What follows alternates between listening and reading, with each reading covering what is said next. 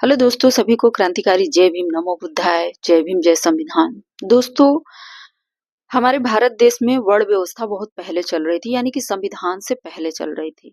और संविधान से पहले वर्ण व्यवस्था में ये था कि 4 वर्ग में इंसानों को बांटा गया है। पहला का भी पहला, दूसरा, तीसरा, चौथा और चौथे नंबर पर एक शूद्र आता है, जो कि पहले नंबर जो होता है वो पूजनीय माना जाता है और दूसरा जो होता है यानी जो चौथा नंबर का होता है वो बहुत ही अ, उन्हें किसी भी प्रकार का कोई अधिकार नहीं होता है और उन्हें जो है कि किसी चीज के लिए पढ़ने का अधिकार नहीं है। शिक्षा संपत्ति से दूर रखा गया है और ज्ञान भी नहीं उन्हें होनी चाहिए, किसी भी प्रकार का ज्ञान नहीं होनी चाहिए। अगर वो ज्ञान पालेंगे तो वो बहुत ऊंचा ऊंचे चले जाएंगे, यानी कि बराबरी पर आ जाएंगे और उन्हें जो है कि बराबरी पर नहीं रहना है, ऐसा ही। लेकिन दोस्तों, जो एक वर्ग है, सबसे पहला वर्ग है, उन्हें पूजनीय इसलिए माना जाता है क्योंकि वो जो है कि बहुत ही विद्वान होते हैं, बहुत ही उनके अंदर ज्ञान भरे होते हैं। और ऐसा भारत देश में ही होता है। अगर वो पहला वर्ग का जो व्यक्ति है वो हमारे भारत देश में अगर जन्म ले लेता है तो यहाँ पर जो है पूजनीय माना जाएगा, यानी पूजनीय होंगे, ऐसा किसी ने कहा था। और यही चीज बाहर अगर जन्म ले लेते हैं तो उनका कोई महत्व नहीं, वो एक बराबरी होते हैं, वो एक इंसान होते हैं जो कि पृथ्वी पर जैसे जन्म लेते हैं उसी तरीके से उनका भी जन्म होता है, ऐसा बाहर होगा यानी कि विदेशों में। लेकिन अगर भारत में वो जन्म लेते हैं तो पूजनीय होंगे। और ऐसा जो है कि पूजनीय पूजनीय तो पूजनीय होते हैं, लेकिन कुछ ऐसे भी होते हैं जो अपने कर्म से आगे बढ़ते हैं। कुछ लोग ऐसे होते हैं जो कि एक ज्ञान से भरपूर मात्रा में उन्हें एक पदवी उपाधि मिल जाती है, तो वो एक कथावाचक बन जाते हैं। तो आज मैं बताने वाली हूँ कि कथावाचक यानी कि एक संत महासंत जो शंकराचार्य होते हैं वो बनते हैं। अगर वो पहले जो पहले नंबर के वर्ग में अगर आते हैं तो वो एक कथावाचक बन सकते हैं और कोई बाकी कोई नहीं कह सकता है। तो दोस्तों, यहाँ पर बात आती है कि जो विद्वान व्यक्ति होता है, अगर वो ज्ञान है उनके पास तो ज्ञान बांटता है। ठीक है, इंसान जब ज्ञान बांटता है तो ज्ञान प्राप्त करने वाले का उद्देश्य, मेन उद्देश्य ये होता है कि उसे अपने जीवन में आगे बढ़ना होता है, अपनी लाइफ में इतना आगे बढ़ना होता है क्योंकि उन्हें ज्ञान प्राप्त हो गया है। यानी ज्ञान प्राप्त होने का मतलब है, ज्ञान अर्जित अगर हम कर रहे हैं तो हम यही सोचेंगे कि हमको आगे कुछ करना है। जैसे मैं बताती हूँ कि एक टीचर होता है, ठीक है, एक टीचर होता है तो वो अपने बच्चों को पढ़ाता है। ठीक है, समझ में आ रहा है? अगर वो पढ़ाता है तो उन जो बच्चे होते हैं यानी कि शिक्षा के माध्यम से वो आगे बढ़ते हैं। यानी उन्हें कुछ अंदर एक दिमाग में, बुद्धि में एक सोच उत्पन्न होता है कि मैं आज ये जो पढ़ाई कर रहा हूँ या कर रही हूँ तो मुझे आगे चल करके कुछ अपने जीवन में अच्छा काम करना है। और वो उन्हें वाकई में करते भी हैं। अगर वो शिक्षा ग्रहण कर रहे हैं तो उन्हें कुछ न कुछ आगे करना ही होता है। ये लक्ष्य के ऊपर निर्भर होता है। अगर उन्होंने एक टारगेट रखा है तो अपने टारगेटों को पूरा करने के लिए उन्हें हर हाल में उन्हें ज्ञान को मतलब कि अर्जित करना होता है, उन्हें पढ़ाई करनी होती है, उन्हें दिन रात मेहनत करना होता है। इसी तरीके से एक कथावाचक होते हैं जो कि कथा कहते हैं और ज्ञान देते हैं। तो यहाँ पर बात आती है कि जो एक कथावाचक होता है, मैंने अभी टीचर की बातें बताई, तो टीचर का और स्टूडेंट का क्या मेन उद्देश्य होता है ये मैंने बता दिया। अब यहाँ पर जो कथा जो कह रहे हैं और जो सुनने वाले होते हैं तो मैं उनकी बातें बताती हूँ कि उनका क्या मेन उद्देश्य होना चाहिए। पहले तो मैं बातें बताऊंगी कि इसमें होता क्या है। कथा में एक आध्यात्मिक ज्ञान होता है, यानी आध्यात्मिक ज्ञान, और उस ज्ञान से वो कितना आगे बढ़ते हैं ये भी मैं बताऊंगी। तो मैं पहले बात है आध्यात्मिक की ज्ञान की मैं बातें बताऊंगी। आध्यात्मिक ज्ञान ये होता है कि सिर्फ उसमें जो है कि एक दिमाग में रखो बात, सोच में रखो, यानी कि सोच सोच ही तक सीमित रहना चाहिए। जो बातें होती है ऐसी बातें होती है जो हमारे जीवन से जुड़ी नहीं होती है। जैसे लगता है कि कोई ऐसी चीजें हैं जो हम कर ही नहीं सकते हैं, यानी कि वो करना असंभव होता है। पूजा पाठ करने की बातें कही जाती है।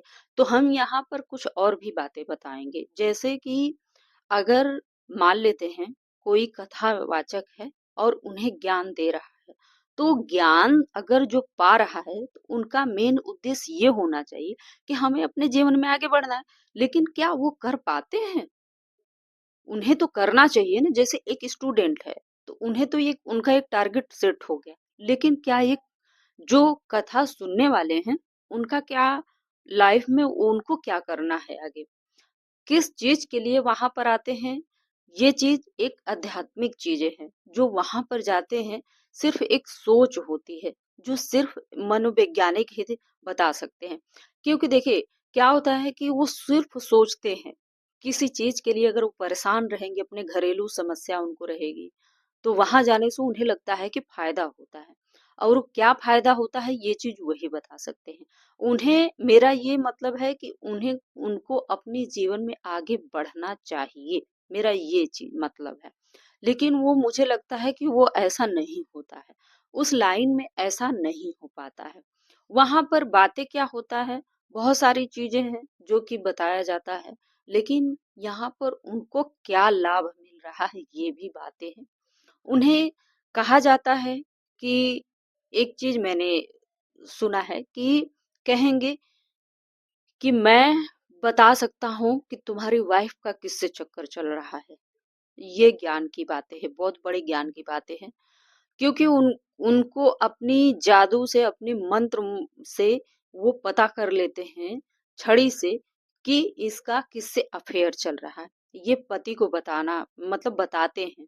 वो बताने का मतलब उस माहौल में ही कि तो ये मैं बता सकता हूँ, लेकिन वो चीज नहीं बता सकते कि एरोप्लेन कब क्रैश होगा, ट्रेन कब देखो पलटने वाली है।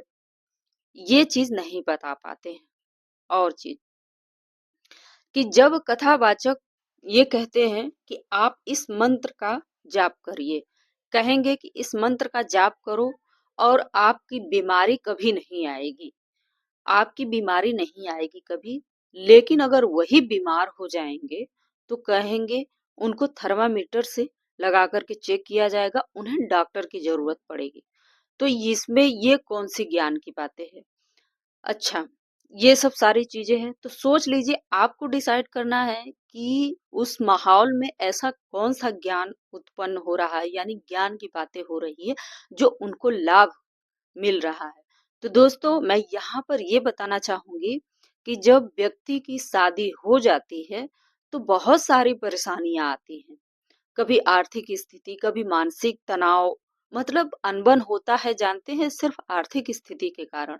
अगर आर्थिक स्थिति आपका सही है, आपका दोनों का विचार मिल रहा है तो आपका घर सही से चलेगा, किसी बाबा हुआ की कोई जरूरत ही नहीं पड़ेगी।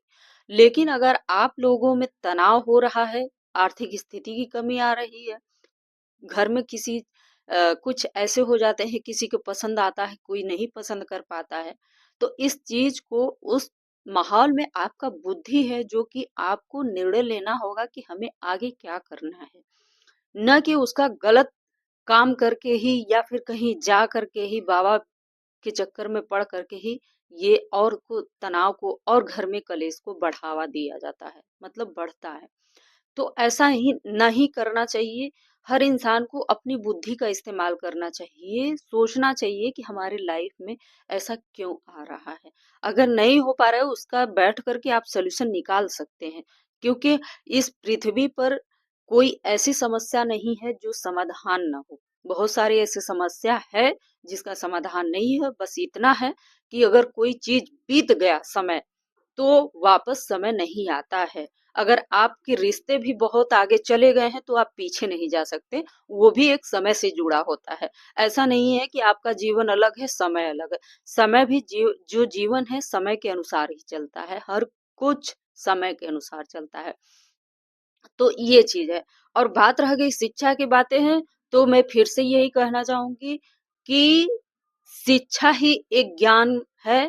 और कोई इस दुनिया में अगर आप शिक्षा ग्रहण कर रहे हैं, शिक्षा यानी कि शिक्षा आप यानी पढ़ाई कर रहे हैं, वही सबसे आपको ज्ञान की बातें बता सकता है, आपको किताब ज्ञान की बातें बता सकता है। अन्यथा कोई इस पृथ्वी पर कोई ऐसा व्यक्ति नहीं है जो ज्ञानी चाहे वो किसी वर्ग, अगर ज्ञानी हो सकते हैं, चाहे वो किसी भी वर्ग का हो, वो ज्ञानी माने जा सकते हैं और उनके पास ज्ञान होता है। तो ज्ञान यहाँ पर बाँटा भी जाता है। तो बाँटने का मतलब ये है कि सामने वाले ज्ञान अगर अर्जित कर रहा है तो उसको अपनी लाइफ में आगे बढ़ना होता है, ये मेन उद्देश्य होता है। तो दोस्तों आज का वीडियो इतना ही। वीडियो पसंद आए तो ज़रूर लाइक कर दीजिएगा, कमेंट करके ज़रूर बताइएगा, चैनल को सब्सक्राइब कर लीजिएगा।